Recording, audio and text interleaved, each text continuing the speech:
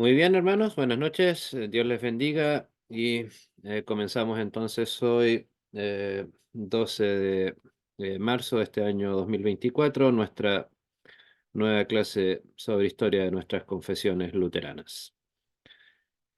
Saluda, por supuesto, como siempre, un servidor, Andrés San Martín Orrizaga, desde Temuco, Chile. Bueno, a ver, habíamos parcialmente estudiado ya la mayor parte del contexto del catecismo menor. Nos quedaban solamente o del catecismo mayor, perdón. Y ahora nos quedan solamente las conclusiones. Bueno, a ver, en el catecismo mayor, la pluma de Lutero se muestra muy dedicada al tema de los sacramentos. No tanto como en el menor, lo cual, como les decía, no lo olviden, es un tanto esperable porque el catecismo mayor está pensado, recuerden, en teólogos, profesores, pastores, líderes, no en el pueblo laico.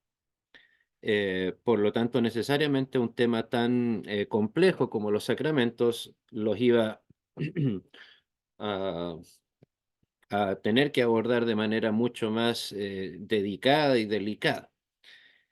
O sea, además que eso demuestra que ya se estaba distanciando de manera definitiva la doctrina de la unión sacramental versus la herética doctrina católico-romana de la transubstanciación. O sea, todavía, de acuerdo por la fecha en que fue escrito esto, es muy difícil de saber si Lutero ya había abandonado en su totalidad el concepto de los sacramentos en el sentido en que él los aprendió como católico romano.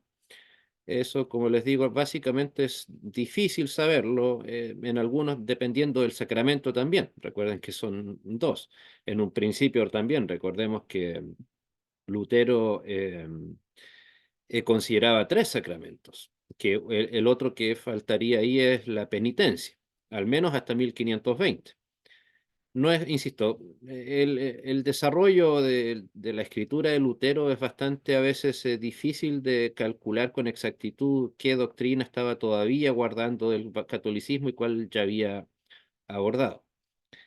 Pero ¿por qué, además de todo lo que ya he mencionado, era necesario que Lutero abordara con más detención y más dedicación el tema de los sacramentos, más que en el catecismo menor? Porque después de todo, quienes tenían que...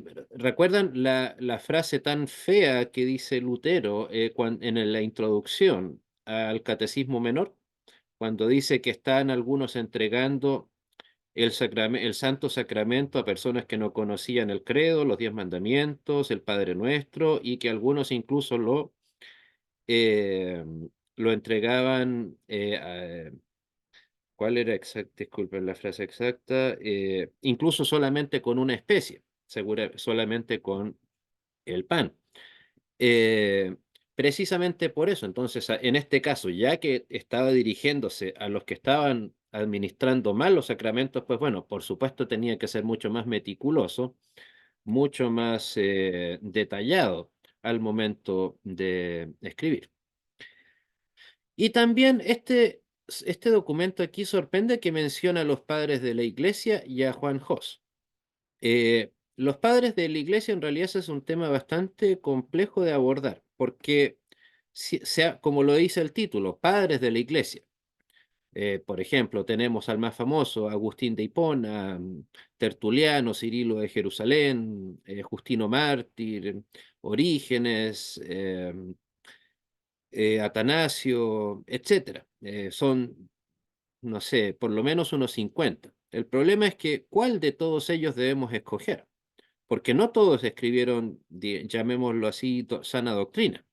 Orígenes, por ejemplo, él creía en la sumisión del Hijo, por lo tanto no creía en eh, eh, en la Trinidad. De hecho, él fue excomulgado por el mismo Vaticano, pero de manera post-mortem. Algo similar a lo que le hicieron después a este inglés, a William Tyndale, posteriormente en el 1300.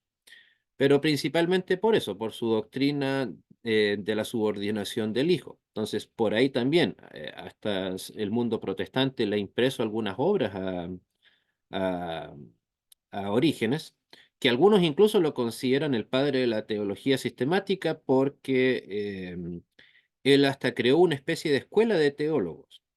Pero el problema es que es cierto, ok, la idea está buena, no, nada que decir en eso, pero ¿de qué sirve tener una escuela de herejes? O sea, no era, digamos, un gran aporte el que nos haya dejado el señor Orígenes. Y la verdad que su obra teológica, al menos la que está en castellano, no es ninguna maravilla tampoco. De hecho, el libro de Orígenes, creo que se lo puedo conseguir en PDF, lo tengo aquí a mis espaldas, de hecho. Insisto, de ahí a incorporarlo al grupo de padres de la iglesia es muchísimo decir, porque él, después de todo, como les digo, era un hereje. No había algo que pudiéramos, insisto, rescatar de su teología. Entonces, el concepto, insisto, de padres de la iglesia, la verdad que hay que ser muy sutil, como lo fue en este caso Lutero, hay que ser muy delicado al momento de mencionarlos, porque no es llegar y escoger a cualquiera para justificar nuestra doctrina. Habían algunos que creían por ejemplo, en la Trinidad modalista, o sea que no en tres personas en uno, sino que en un momento Dios actúa como Dios Padre, ahí tienes a Dios Padre, después Dios actúa como Salvador, ahí tienes a Dios Hijo, y después tienes a Dios actuando como sustentador, y ahí tienes a Dios Espíritu Santo, pero no que los tres sean uno en la misma esencia. Eh, y también algunos dudaban, los más posteriores, dudaban del texto bíblico en su totalidad, algunos eran muy radicales, de algunos hay algunas obras de ellos que no se sabe con exactitud si eran realmente de ellos o no, incluso el famoso Agustín de Hipona, el padre espiritual teológico de Lutero. Hay de los, no sé, 40 tomos que existe de la Biblioteca de Autores Cristianos, hay dos tomos completos con obras de él, que son obras atribuidas a Agustín de Hipona. No ignoro el motivo por el cual se les atribuye y no se puede decir con certeza quién es su autor, pero los están. No se aleja del pensamiento de Agustín en general, pero por algo están en duda. Entonces, insisto, ahí cuidado cuando de repente nuestros teólogos quieren arrimarse demasiado a los padres de la iglesia, que evidentemente fueron un gran aporte, por algo les llamamos así, pero es más, no todos deberían recibir ese título, padres de la iglesia.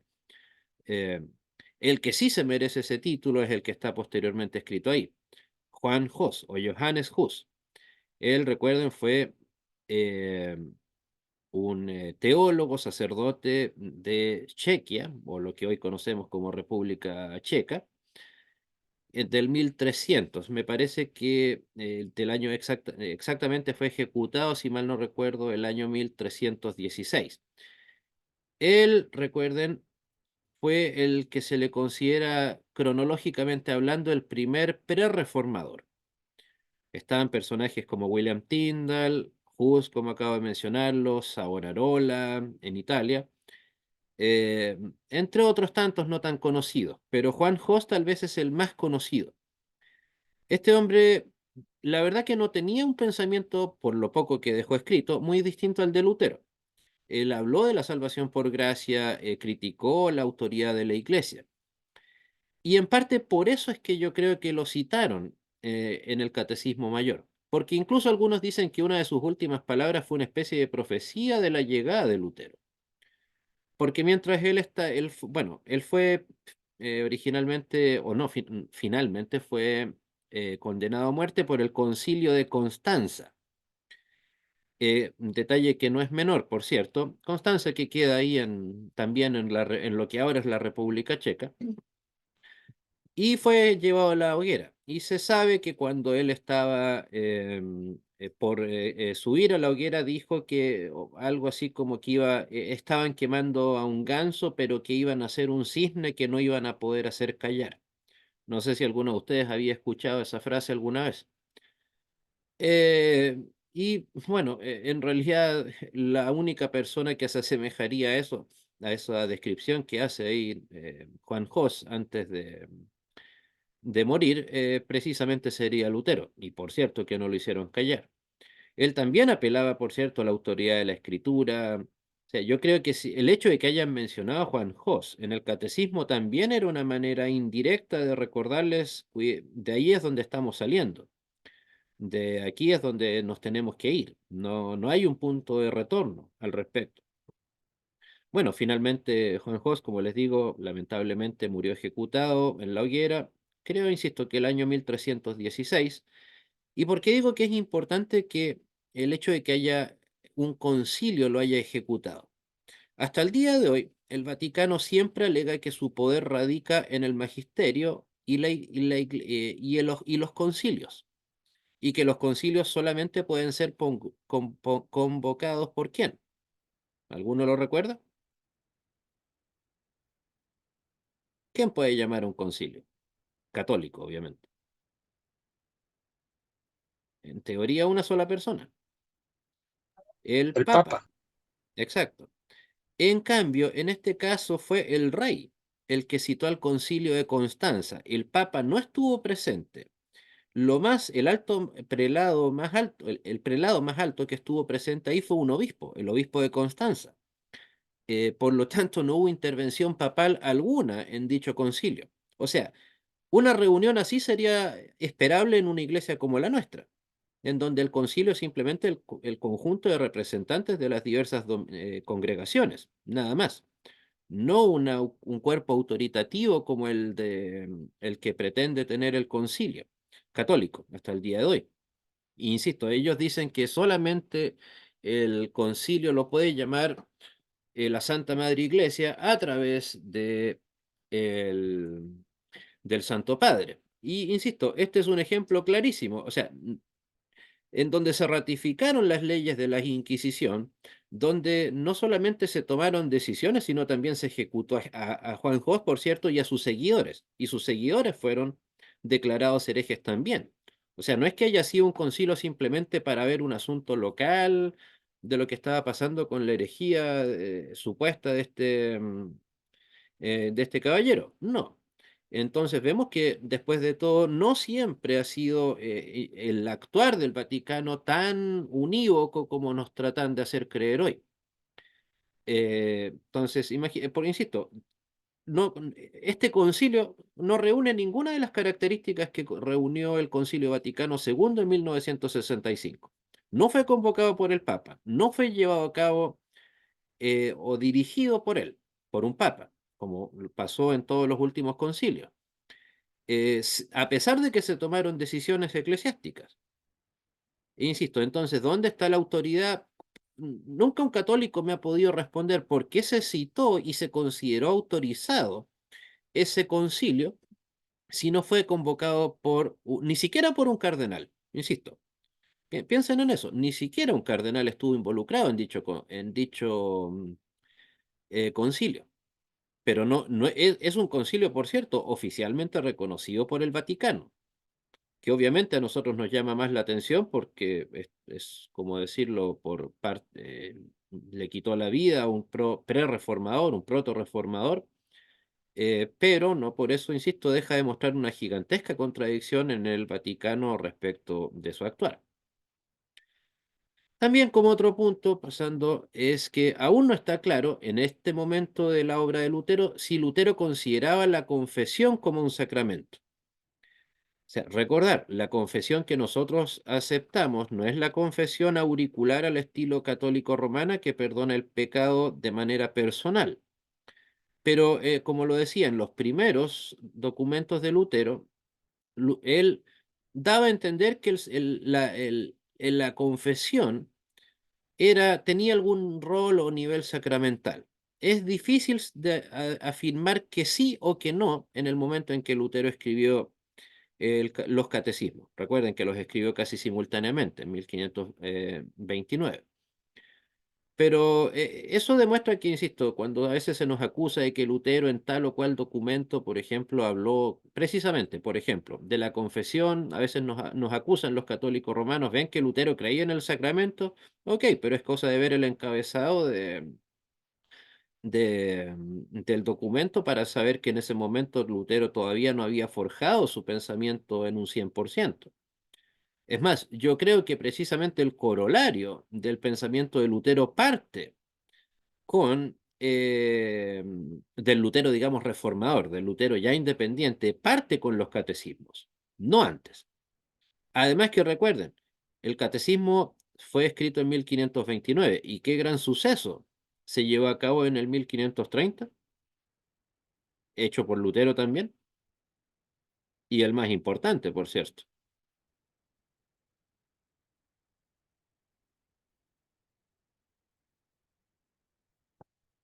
Este pues, ¿qué cosa? Fue cuando se terminó de traducir la Biblia al alemán, que si bien comenzó a publicar, a circular publicada en 1532, pero el trabajo de traducción fue finalizado en 1530. Entonces, insisto, ahí ya tenemos a un Lutero, uno, ya traductor pleno. Por lo tanto, como lo he dicho siempre, Lutero pudo haber escrito muchas cosas, haber dicho muchas cosas respecto del Papa, como él mismo lo dijo, del Papa, del Concilio, etcétera, pero lo que lo autoexcomulgó de manera práctica y real fue su traducción de la Biblia. Ese era el punto, fue el punto de no retorno, como se dice en el caso de la reforma luterana. No otro. Los documentos, insisto, uno puede pedir perdón por haber escrito un documento, por haberlo publicado, uno puede cambiar de opinión, pero es muy distinto decir cambié de opinión respecto a haber traducido la Biblia.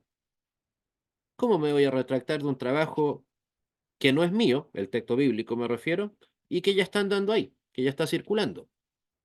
Difícil, si no imposible. Entonces, insisto, aquí ya podemos hablar de un Lutero plenamente maduro en su pensamiento teológico. Y bueno, también respecto de la confesión, piensen en lo siguiente, el punto que dio el inicio a la reforma con las 95 tesis fue la venta de las indulgencias. ¿Y qué es lo que eliminaban de los sacramentos católicos las indulgencias? La, La gracia. no, ese no era un tema en discusión todavía. Pero dije, de los sacramentos, El de perdón, los sacramentos, no, tampoco. arrepentimiento, ¿sería? En parte sí. Pero ¿qué cosa de acuerdo al ordenamiento católico no es necesario si se paga una indulgencia? Arrepentirse. Por ende, pero el arrepentimiento para el católico no es un sacramento. Pero sí ahí está, confesión, pues. Si usted puede pagar por el perdón de su pecado, es cierto lo que dice hermano, no, no es necesario el arrepentimiento, pero insisto, el arrepentimiento no es un sacramento para el católico, sí la confesión. Entonces, literalmente aquí estaba dando el corolario final al tema de lo que se inició con los 95 tesis. ¿Por qué? Recuerden, lo aberrante de las 95 tesis era que simplemente por un par de monedas, dinero, como quieran llamar, lo que sea que haya sido, usted podía recibir perdón o pagar por el perdón de sus pecados sin necesidad, como dice usted, de arrepentimiento, pero especialmente sin la necesidad de la confesión. Indirectamente, al hacer eso, dejan al sacerdote casi de sobra en el tema del pecado. Entonces, por eso es tan importante cuando Lutero en estos casos habla de la importancia de la confesión, no solamente como una herramienta litúrgica de parte de nuestros cultos o pedir perdón por nuestros pecados en el transcurso de la liturgia de nuestros servicios. No. O sea, literalmente eso es indirectamente, es un recordatorio de lo que inició la labor de Lutero, de lo primero que criticó Lutero.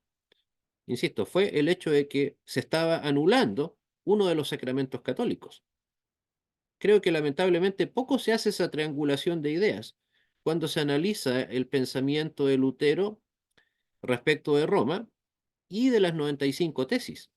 Lo que está, insisto, no olviden eso, lo que está anulando Lutero, perdón, lo que está anulando el Vaticano mismo con la venta de indulgencias es precisamente la importancia del sacramento de la confesión. El tema de la gracia nunca le ha importado a los católicos, el tema del arrepentimiento menos. Lo que importa es que haya confesión, para el católico, digamos. Es más, piénselo, nunca, no es un requisito haber un arrepentimiento verdadero para acudir al sacerdote y pedir y confesarse y pedir la penitencia. Lo importante cuando el católico se confiesa, ¿qué cosa es? ¿Es el arrepentimiento?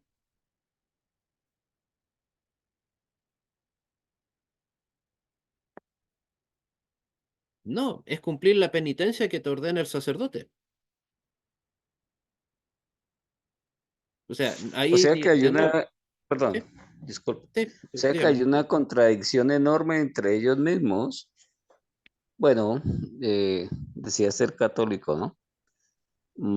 Hermano, una pregunta. Dígame. Teniendo en cuenta la observación que usted acaba de hacer, y, y afortunadamente ha sido repetitivo porque no lo entendía, claramente queda que la obra no tiene absolutamente nada que ver para lograr el perdón. Y ellos mismos se están contradiciendo ahí con el tema de la venta de indulgencias. Y precisamente esa fue una de las razones para que Martín Lutero expusiera las 95 tesis. La pregunta es la siguiente, hermano. Martín Lutero en esa época es evidente que no logró terminar todo su proyecto, digámoslo así. Con respecto al concilio en que no estuvo presente el Papa, ¿en qué enfatizaron más ellos ese día? No me queda claro eso, para Eh, hacer ese el, con- concilio. el concilio simplemente se hizo para llevar a juicio a Juan Jos. Nada más. Es única y exclusiva, y a sus seguidores, única y exclusivamente para eso. Nada más. Muchas Ese gracias, era hermano. todo, esa era toda o sea, no necesidad, era todo el capricho. Tal vez era para darle, o sea, yo creo que cuando presentaron a Juan Jos ahí en Constanza, eh, todos los que algo tenían que ver con eso sabían que iba a terminar en la hoguera. Simplemente le querían dar un aura de santidad a esta ejecución, nada más. Un aire de legalidad, supuestamente. Insisto, no entiendo por qué no se ha declarado inválido hasta el día de hoy, porque sí varias de las condenas de Lutero han sido declaradas inválidas por el Vaticano estos últimos 30 años, especialmente después de que se firmó la aberrante declaración conjunta sobre la doctrina de la justificación. Pero curiosamente algo que fue, insisto, mucho más ilegal desde un punto de vista del derecho romano, católico, no ha sido alterado. Tal vez porque hubo una muerte de por medio, o tal vez simplemente por la propia contumacia tan natural del Vaticano, no lo sabemos. Pero insisto, así es. Pero, insisto, no olvidar respecto de lo que estaba mencionando. Las indulgencias, o sea, dirían en el fútbol, el puntapié inicial de toda la labor reformadora de Lutero, apuntaban a eso, a que Lutero quería llevar de vuelta el arrepentimiento al perdón de los pecados. O sea, para el católico la cosa es así, pecado, confesión, penitencia y por lo tanto absolución. Pero en ningún momento está el verdadero arrepentimiento. ¿Por qué? Porque, insisto, si usted cumple con la penitencia, o en este caso, cumple con la indulgencia, no es necesidad alguna de arrepentimiento. Y por cierto, el día en que un católico les diga lo contrario, entonces que le explique por qué las misas por los muertos. Son precisamente para quitarle tiempo, no sé si del purgatorio, del infierno, da igual, pero si hubiera una verdadera necesidad de arrepentimiento para el católico respecto del tema del pecado, ¿por qué se hace la misa por el muerto? ¿Por qué se vendían las indulgencias en favor del muerto? Recuerden, usted podía pagar por sus antepasados eh, que ya habían fallecido, para que salieran del purgatorio. O sea, si hay algo que en ese sentido la doctrina católica respecto del pecado aborrece, lo reconozcan o no, es el arrepentimiento. No tiene lugar alguna del momento en que hay un sacerdote que te puede perdonar los pecados, incluso hoy, sin la necesidad de arrepentimiento.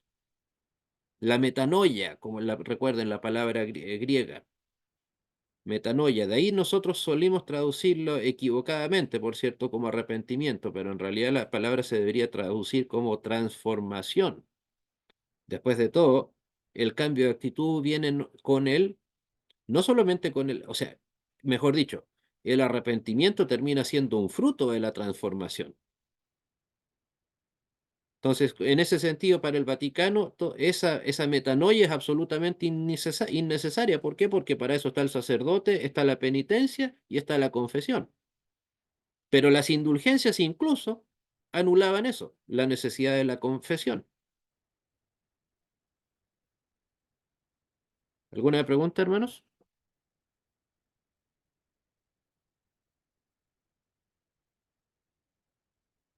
Bueno.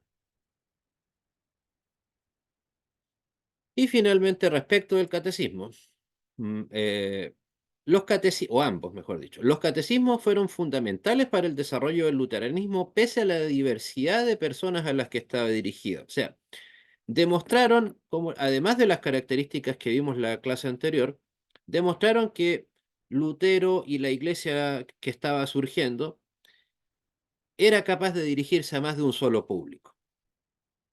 Y en un nivel, pero la diferencia es que no estaba vetado el catecismo mayor para las familias. Lo podían tener o acceder a él, o hasta el día de hoy. En cambio, ¿cuánta gente puede acceder a los catecismos de alto nivel del Vaticano? Ni siquiera las traducciones bíblicas católicas tienen eso. En cambio, aquí Lutero demostró que le podíamos dar forma académica o estudiantil, si se quiere decir de una manera no tan elevada, al pensamiento, al desarrollo del pensamiento de nuestros hermanos, de los creyentes. Entonces, estaban dirigidos a público muy diverso, muy distinto, sí, pero finalmente cumplían un efecto similar, que era que la gente aprendiera, que la gente saliera de la ignorancia en la que los tenía el Vaticano más de 1000 años. Y ese efecto, por cierto, que se cumplió. Bueno, también, no solo por lo obvio, insisto, pero es muy difícil imaginarse lo que hubiera sido del luteranismo sin los catecismos.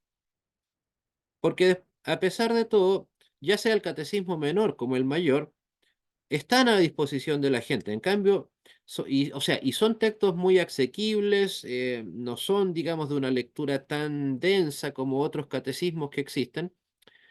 eh, por eso es que incluso en castellano están traducidos hace casi 100 años, pese a los pocos luteranos que existen hispanoparlantes.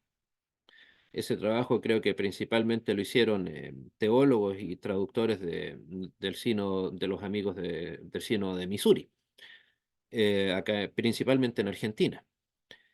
Pero, o sea, recuerden, cualquier institución que quiera traspasar su pensamiento de una generación a otra, lo tiene que dejar no solo por escrito, sino también de manera enseñable. ¿Qué sentido habría obtenido Lutero o qué fruto habría obtenido Lutero si es que hubiera simple y sencillamente quedado con algo del nivel del catecismo mayor o de la fórmula de concordia? Habría dejado a la gente tan confundida como estaba antes. La única diferencia es que en vez de estar confundidos en latín, iban a estar confundidos en alemán. Entonces, esto, unido a la traducción bíblica, hizo que el luteranismo corriera como fuego, mucho más rápido, y que la gente lo pudiera, a través de la alfabetización, pudiera aprender no solamente el texto griego, sino también, perdón, el texto bíblico, sino también el catecismo. Insisto, eso. En realidad, siempre se habla de que el, la traducción bíblica fue fundamental para la alfabetización en la Alemania de Lutero. Por supuesto que lo fue, no estoy negándolo. pero fue para la gente ya conversa al luteranismo igualmente importante la existencia del catecismo. O sea, ya al menos estaba la idea de que mínimo el padre de familia debía conocer, saber leer para poder precisamente hacer que él enseñara a su familia las palabras del catecismo. Recuerden el encabezado de cada parte del catecismo, cómo un padre de familia debe enseñar a su familia las doctrinas que están ahí descritas.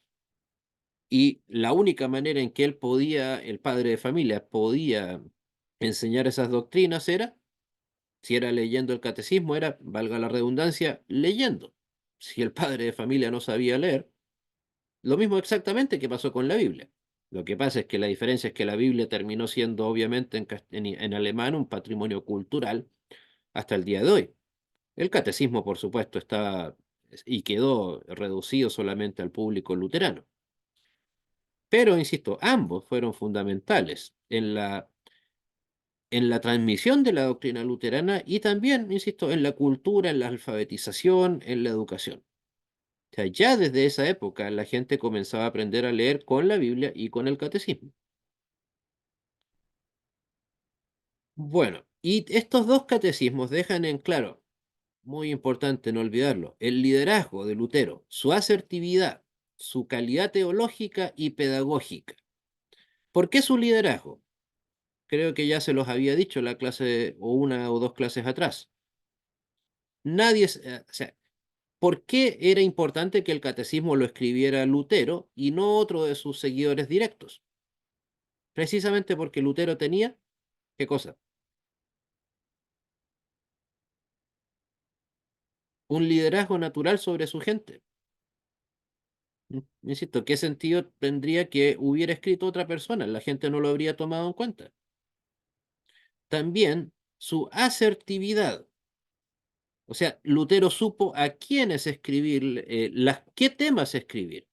Por ejemplo, Lutero ya había tenido a estas alturas, 1529, había tenido debates teológicos de alto nivel con altos pensadores de su época. Tal vez el más famoso fue el debate por escrito que tuvo con Erasmo de Rotterdam. Erasmo de Rotterdam, el gran humanista holandés, escribió el libro El libre arbitrio, en donde defendía precisamente el libre albedrío y la libertad del ser humano ante Dios.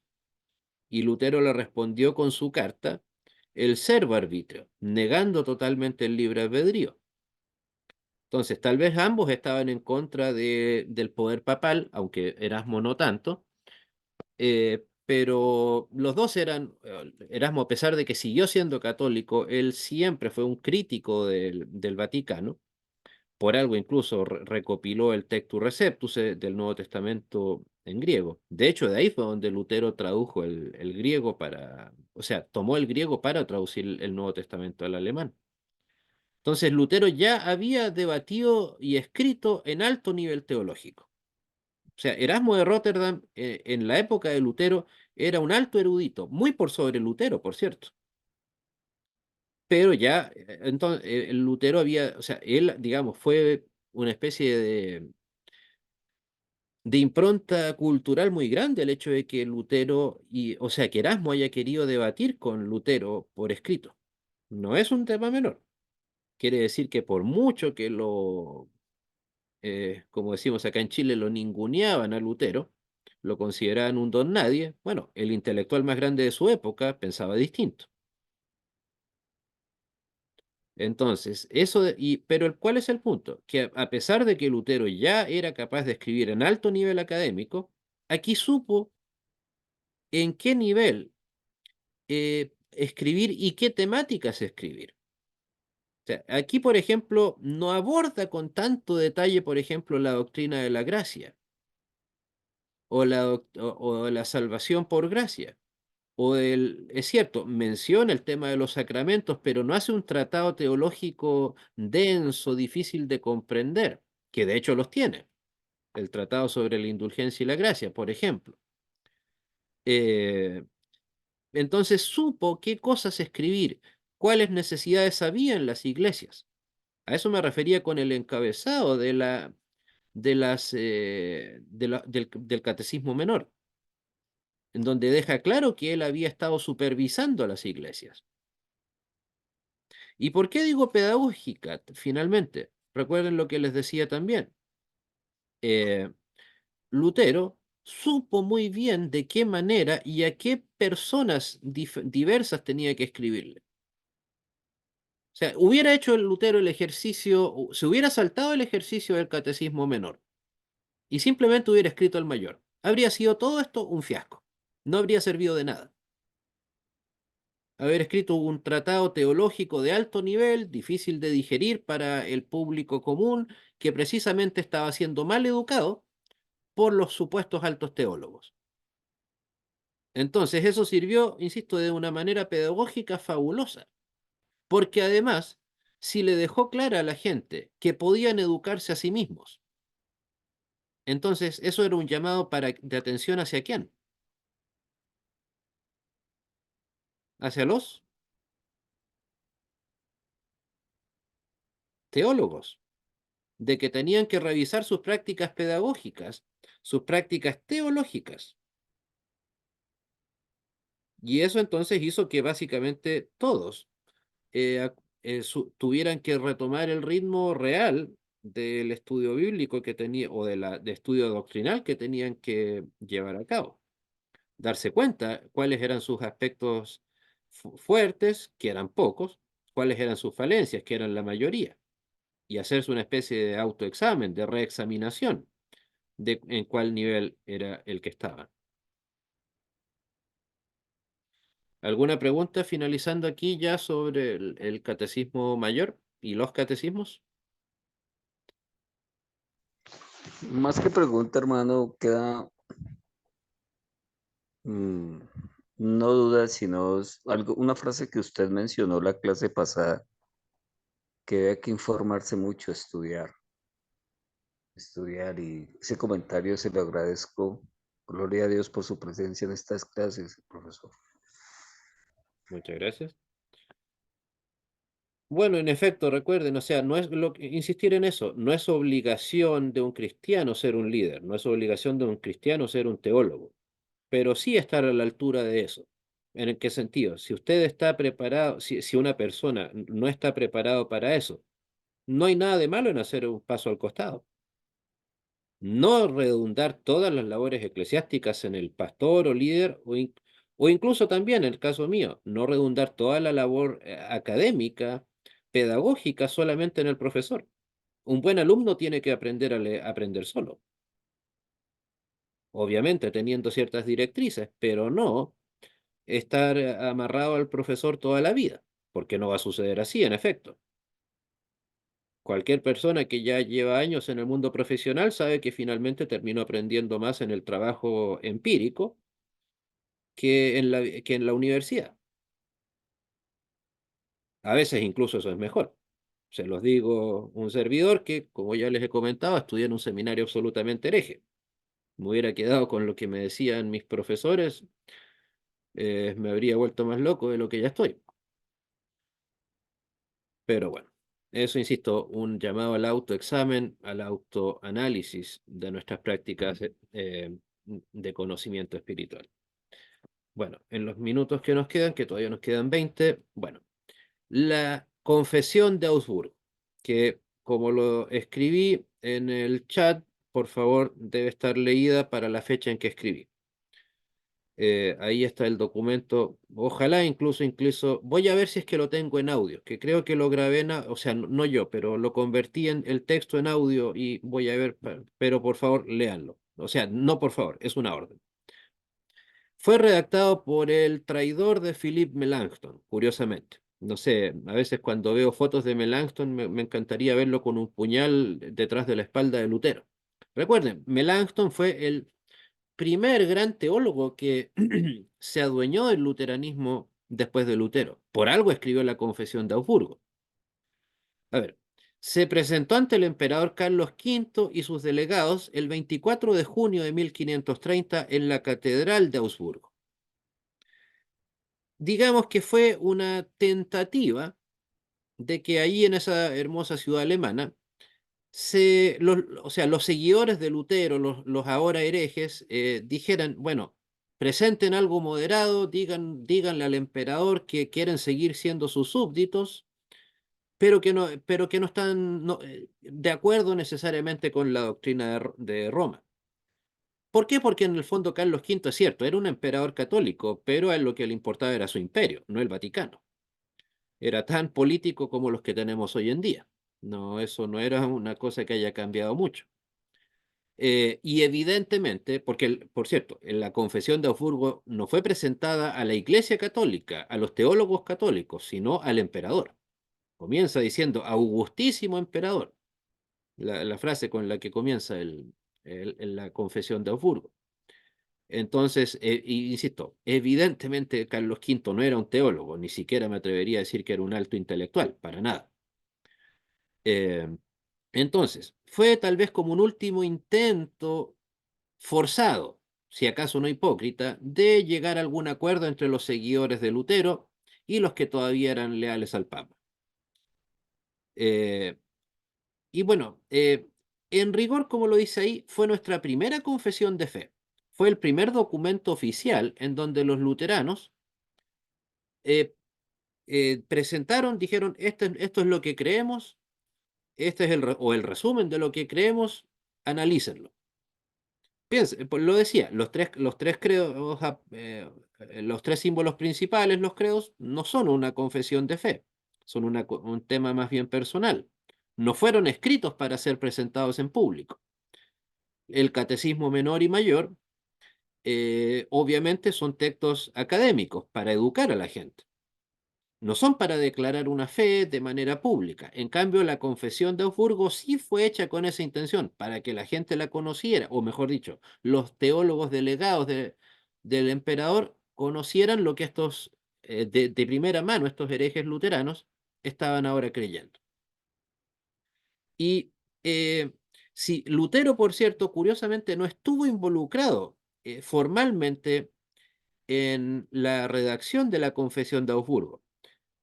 Es más que razonable creer que Lutero en Wittenberg algo tuvo que ver en su redacción, pero no le puso su firma. O sea, Philippe Melanchthon, al Augustísimo, o sea, insisto, todo lo que tiene que ver con la autoría del texto trae solamente el nombre de Melanchthon y finalmente el nombre de los príncipes alemanes que apoyaron a Lutero. Pero ¿por qué creen ustedes que era necesario que la palabra Lutero no se mencionara?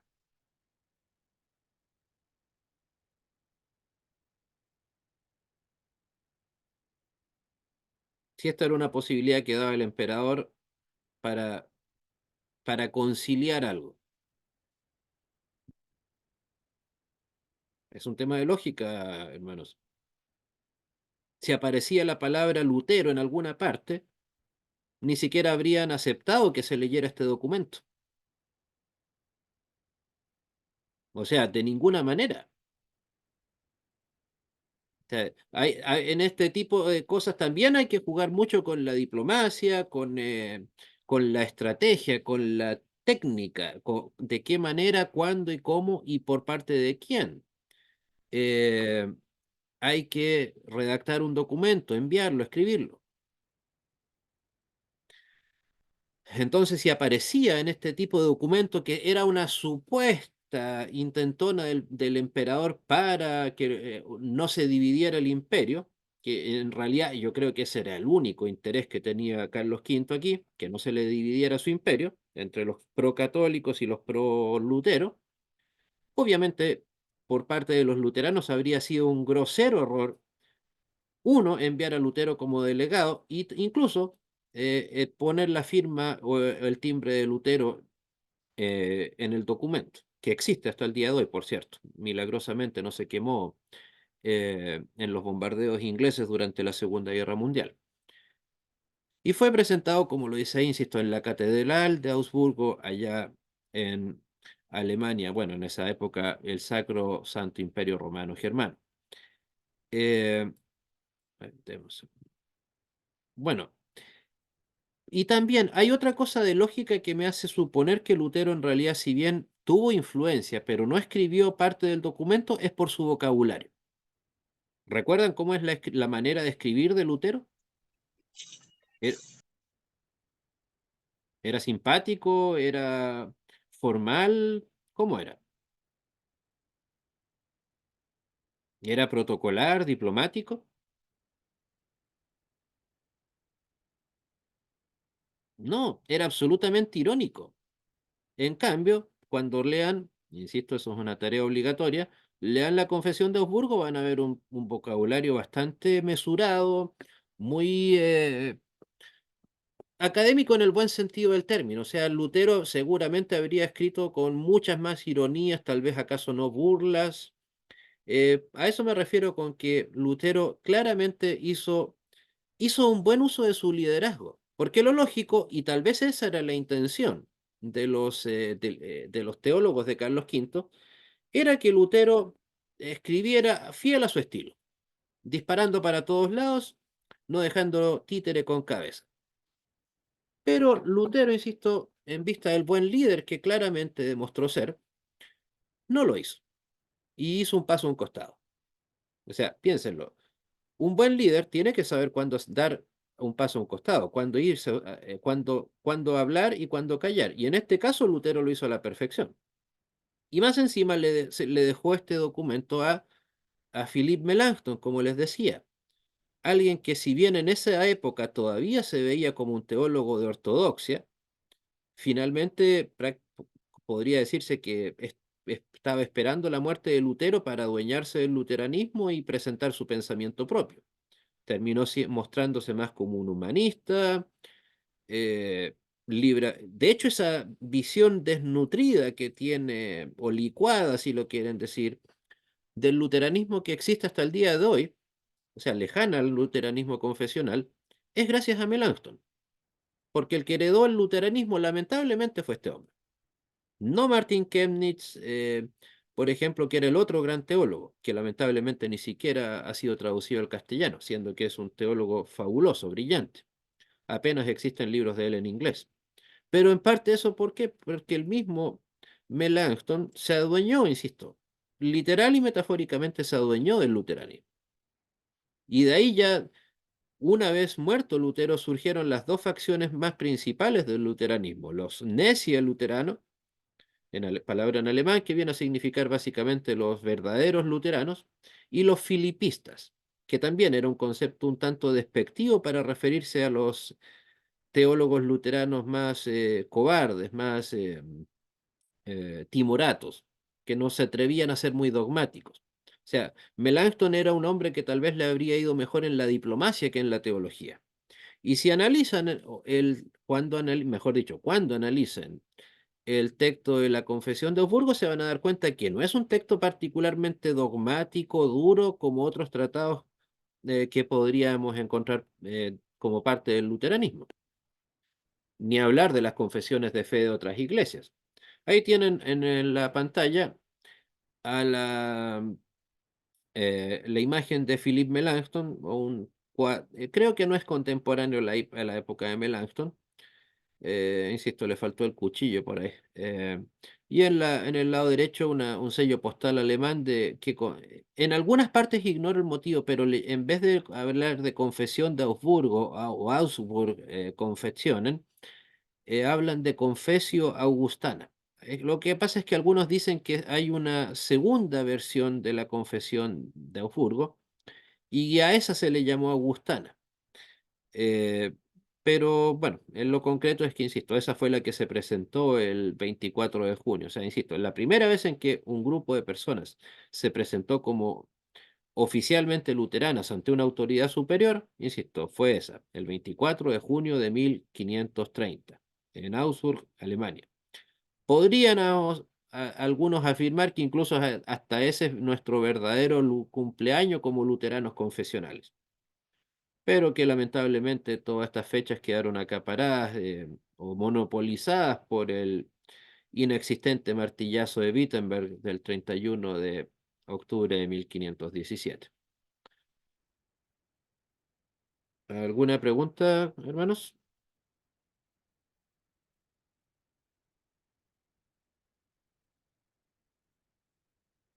Por cierto, recuerden, yo, ya que entregué ese libro, el otro libro de este autor, en PDF, el libro sobre las confesiones luteranas, eso es considerado materia entregada, complementaria a las clases, así que por algo es lectura obligatoria. Por favor, eso no lo pueden omitir. Por favor. Bueno, rápidamente en los 7 minutos que nos quedan. Las temáticas que aborda la Confesión de Augsburgo. Sigue una estructura muy sistemática. Sistemática en el sentido como la palabra teología, la frase teología sistemática viene precisamente de que la teología tiene un sistema que parte de la A a la Z, del uno en adelante, y que tiene un orden estructurado. Por eso de lo primero que se habla es de Dios, después de la creación, el pecado, el pecador, etcétera. eh, no es que parta de inmediato, por ejemplo, lo que tal vez muchos equivocadamente harían, que si yo de inmediato tratar el tema de la salvación por gracia, por ejemplo, o la justificación por fe versus obra. No, eso tiene que tener un orden lógico para que sea eh, ordenado. Si no, teológicamente hablando, sería precisamente algo, un fiasco como documento. Y, insisto, puede parecer exagerada mi palabra, pero es evidente que fue un texto extremadamente diplomático más que dogmático. Yo creo que los luteranos que se presentaron ahí iban con el sincero deseo, no esperanza, son cosas muy distintas, deseo de salir de ahí con algún grado de conciliación, de que íbamos al menos a llegar a una no división del imperio. Pero bien sabemos que si el Vaticano se pone contumaz con alguna idea, va a salirse con la suya o si no, los demás se tienen que alejar. Eh, pero por eso precisamente como insistir en eso, el texto es un texto más agradable, no es no tiene el estilo de escritura que habría hecho Lutero. Por eso, no es un texto de dogmática dura como los que podemos encontrar con tanta facilidad hoy, en el caso de la Iglesia Luterana Confesional allá en el Sínodo de Wisconsin, por ejemplo, nuestro principal libro de dogmática, pero que está solamente en alemán y en inglés, es la dogmática de Adolf Hennecke. Pero claro, ahí obviamente hay dogmática, hay doctrina pura y dura. En este caso, en la Confesión de Augsburgo, no la hay. Hay doctrina, por supuesto, pero ni siquiera diría una doctrina muy depurada, sino que están los elementos esenciales. Y bueno, precisamente sus puntos de polémica con el Vaticano eran el libre albedrío, que a veces el Vaticano pareciera que lo defiende, o sea, es algo muy contradictorio. El Vaticano apoya el libre albedrío, pero por otro lado cree en el pecado original. Es una contradicción bastante grande. También está la doctrina del ministerio, que probablemente de todos los puntos que van a leer ahí, era el que más le dolía a la gente del Vaticano. Cuando me refiero al ministerio, me refiero al tema del sacerdocio. Sin sacerdocio no hay Vaticano, recuerden. No hay autoridad para el Vaticano. Lo que supuestamente sustenta el Vaticano es su doctrina del ministerio. Obviamente está el culto a los santos, pero que no era todo, o sea, que no, el culto a los santos que se hablaba en esta época no es el mismo que ustedes y yo conocemos acá en Latinoamérica. Existía, por supuesto, había algo de veneración, pero no esa eh, aberrante idolatría que conocemos acá en el mundo católico romano respecto del tema de los santos. No, eso todavía no estaba, digamos, estaba fraguándose. No, yo creo que eso llegó tal vez con la colonización española y cuando la iglesia española se convirtió en la iglesia católica más importante del mundo, por extensión geográfica me refiero, desde California hasta Chile y Argentina. También el tema de las dos especies en la Eucaristía o vinculado con la doctrina del ministerio, el matrimonio de los sacerdotes. La misa. Ahí, por ejemplo, había que atacar el concepto católico de misa. ¿Recuerden lo que significa la misa? Creo que lo dije en la clase pasada. ¿Qué es lo que está haciendo el sacerdote católico cada vez que oficia una misa? ¿Qué está repitiendo? ¿O tratando de repetir? El sacrificio de Cristo. la base fundacional del cristianismo. Por lo tanto, si la misa no tiene validez, la Iglesia Católica Romana tampoco. Es una suerte de efecto dominó. Y con mayor razón la potestad de los obispos, pues. Se supone que lo que le da validez al sacerdocio católico hasta el día de hoy es la imposición de manos por parte de un obispo válidamente ordenado por el Vaticano. Y por supuesto, el luteranismo en la Confesión de Augsburgo lo niega. Insisto, o sea, cada uno de estos puntos, como lo dice ahí, por sí solo, era un punto de no retorno con el Vaticano. O sea, creo que en ese sentido fueron muy indulgentes nuestros amigos luteranos de la Confesión de Augsburgo, pero tal vez muy, muy ingenuos, creyendo que con uno solo de esos puntos el Vaticano iba a estar dispuesto a algún grado de conciliación. Insisto, yo creo que estaba la posibilidad, o no, no la posibilidad, como, ¿cuál fue la palabra que utilicé hace un momento? O sea, tal vez estaba cuando mucho la esperanza por parte de los luteranos de que se llegara a un acuerdo, pero una esperanza, digamos, certera, ninguna. ¿No? Eso era, insisto, absolutamente imposible que presentándose los textos que se presentaron, los puntos que se presentaron, hubiera realmente la posibilidad de una conciliación. Y que evidentemente no sucedió. La confesión de Augsburgo fue rechazada eh, y bueno, cada uno volvió a sus respectivas ciudades y bueno, las consecuencias las tenemos hasta el día de hoy. Insisto, a eso me refiero, en parte nadie se presentó con esperanzas o esperando realmente un acuerdo concreto entre ambos. Además que, insisto, ¿qué acuerdo podía haber? O sea, ok, los luteranos no iban a querer seguir recibiendo, sí, recibiendo la autoridad del Papa, los católicos sí, no pueden renunciar a ella.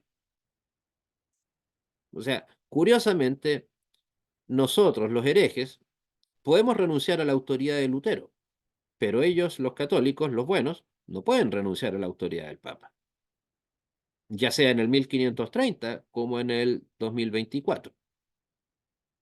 Entonces, posibilidad real de un gran acuerdo no había realmente ninguna. Y de hecho van a ver también, por eso yo creo que en numerosas ocasiones, en cada párrafo, diría yo, se utiliza la frase nuestras iglesias. En cambio, si aquí se hubiera pensado en algo unido con el Vaticano, la frase que hubiera estado escrita ahí es la Santa Iglesia, o nosotros la Santa Iglesia, o obviamente lo que más le gusta a los amigos del Vaticano, la Santa Madre Iglesia. Pero claramente, insisto, dice bastante ese tipo de detallitos en este tipo de textos, que se utilice nuestras iglesias. ¿Por qué? Porque, insisto, era un simple, ni siquiera era pastor Melanchthon, era un teólogo. Y él está hablando en nombre de, comillas, nuestras iglesias.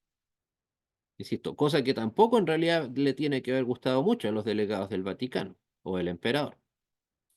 Y como una frase que bueno, el jueves lo analizaremos un poco más el resto de la confesión, para nosotros la confesión de Augsburgo, al igual que todas nuestras demás confesiones, por cierto, es una norma normata, no, insisto con mayúscula, no una norma normans. Me imagino que no conocen ese concepto. Una norma normata, traducido del latín al castellano, significa norma normada. Y norma normans significa norma de normas. ¿Cuál es la norma de normas para nosotros los luteranos?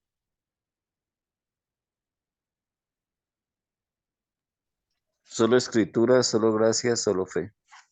No, le sobraron dos, solo escritura. La gracia y la fe se derivan de la escritura. Pero sí, la norma de normas es la escritura, la Biblia, punto. En cambio, ¿qué significa que la norma sea normada? Que esa ley deriva de una superior. Por eso es cierto, para nosotros es un deber aceptar las confesiones de fe en un 100%. No podemos rechazarlas, pero no porque sean un fin en sí mismas, sino porque nosotros ok, equivocados o no, creemos, aceptamos que es un fiel reflejo de lo que enseña la Santa Biblia. Es como, por ejemplo, lo que sucede en el mundo político de las leyes, especialmente en mi país, acá que estuvo muy de moda, lamentablemente, estos últimos años, el tema de la constitución política. Desde un punto de vista legal, la norma de normas, ¿cuál es en un país? Su constitución política. Exacto. Y de ahí derivan las normas normadas, que serían las Las leyes. leyes. Las Claro, leyes. algunas, tal vez, bueno, en el caso de Chile están las leyes orgánicas que necesitan un quórum más calificado para cambiarse, etcétera. Sería una comparación así. La norma de normas, la Constitución. La norma normada, la ley. Para nosotros, la norma de normas, las escrituras. Para, y la norma normada, que deriva, insisto, lo importante es que deriva de otra, es nuestras confesiones, insisto, que tienen obviamente para nosotros, luteranos, eh, el deber de no ser alteradas. De hecho, es algo solamente como un paréntesis a modo de conclusión incluso. Sí, se nos suele criticar por parte del Vaticano a nosotros los protestantes, obviamente a los herejes luteranos, porque cambiamos mucho, que nos dividimos mucho. Pero sin embargo, el Vaticano ha cambiado sus leyes una vez tras otra, desde la época del Vaticano, perdón, de la Reforma hasta el día de, bueno, no al día de hoy, pero el último gran cambio que sufrió la enseñanza vaticana fue en el Concilio Vaticano II. O sea, han aparecido nuevos dogmas, como lo dije en una entrevista que tuve el honor de dar hace un par de semanas, la brecha entre la Biblia y el Vaticano es más grande hoy que al momento de la muerte de Lutero, gigantescamente más. Sin embargo, las confesiones de fe luteranas no se han alterado en lo más mínimo desde que se terminó nuestro libro de Concordia en 1580. Que hayan obviamente luteranos como los herejes de la Federación Luterana Mundial que no aceptan la, o mejor dicho, que no son consecuentes con nuestras confesiones, ese ya es un tema muy distinto. De nuevo, es como que obviamente en Chile y en cualquier país hay gente que no está de acuerdo con su constitución, que no le gusta, pero eso ya será un problema del ciudadano, de la persona, no del texto. En este caso igual, o sea, pese a todo lo que se nos pueda criticar al respecto, de que somos una invención del 1500, etcétera, pero resulta que el Vaticano, su última constitución, llamémoslo así, viene del 1967, que fue cuando se finalizó el Concilio Vaticano II. Mientras que nuestras confesiones, insisto, se han mantenido alteradas y se van a seguir manteniendo así eh, desde 1580, que fue cuando se eh, terminó de redactar o recopilar, mejor dicho, el libro de Concordia. Muy bien, ¿alguna pregunta, hermanos, antes de terminar? Pues la verdad, preguntando, hermano, simplemente un comentario queda muy claro que no con la intención de ser un teólogo en lo absoluto. Eh, Martín Lutero hay que estudiarlo más profundo para fortalecer nuestra fe, porque todo está basado en la palabra de Dios. Muchas gracias, hermano. Nada, hermano. Bueno, ok, ¿alguien más?